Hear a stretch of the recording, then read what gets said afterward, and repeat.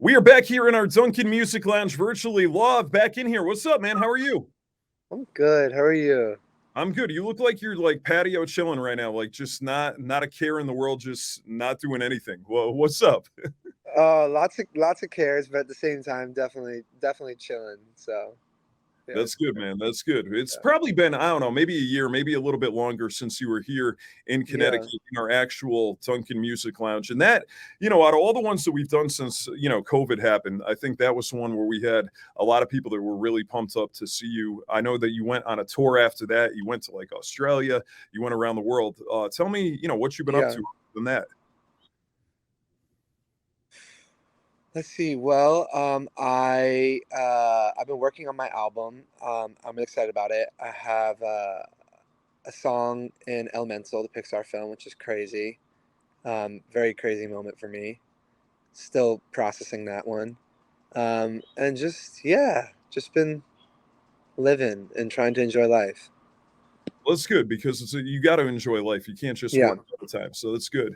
Let's talk about Elemental a little bit. Obviously, big Disney movie, biggest movie that they've had in quite a while. Your song "Steal the Show" has got a really big part in the movie. Obviously, it started to really, show up from a consumption standpoint and have a lot of people engage with it.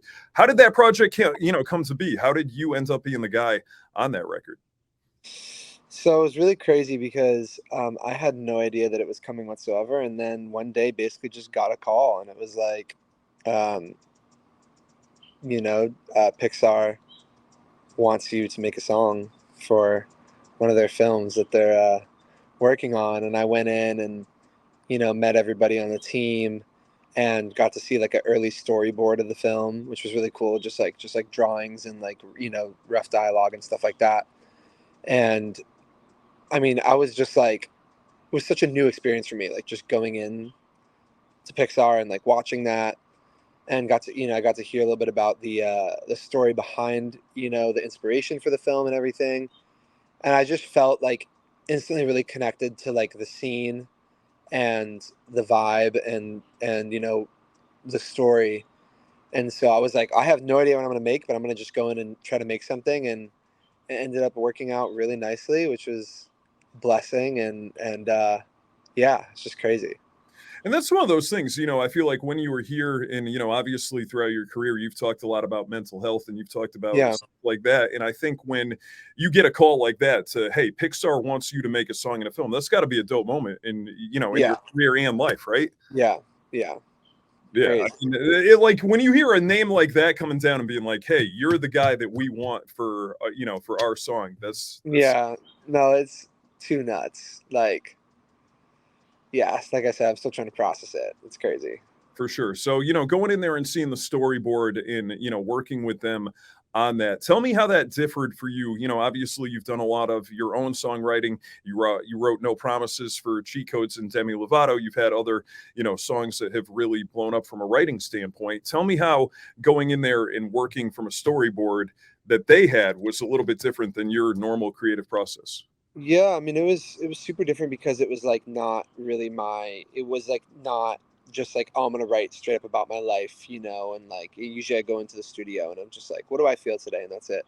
But this was like I was given a story and I had to find my way that I connected to it, and kind of my own iteration of the story. And it was really cool. It also made the writing actually really free because it was like I wasn't like, usually when I'm writing I'm like, okay, like I'm thinking about the story exactly as it was, or trying to do that about my life. And this was kind of like this free thing where it was like, being for the film, it was like it allowed my imagination to open up a bit, which was super cool.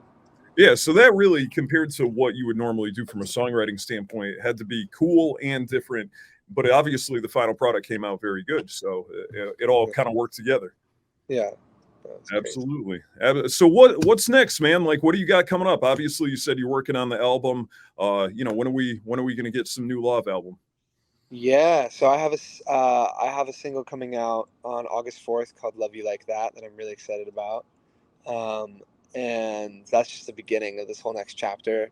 I uh, I feel like I already have my album name. I haven't announced it yet. I'm writing like yesterday I made 3 songs, so I'm like very much in the flow. So Um, I'm gonna be putting out a lot of music soon, I think. So Very yeah. good. Very good. Well, we look forward to it, man. Elemental right now. Steal the show, going viral. Lauv, thank you for coming in, man, to our Dunkin' Donuts virtual music lounge. Thank you. All right, brother. Have a great day, man. Thank you. You too.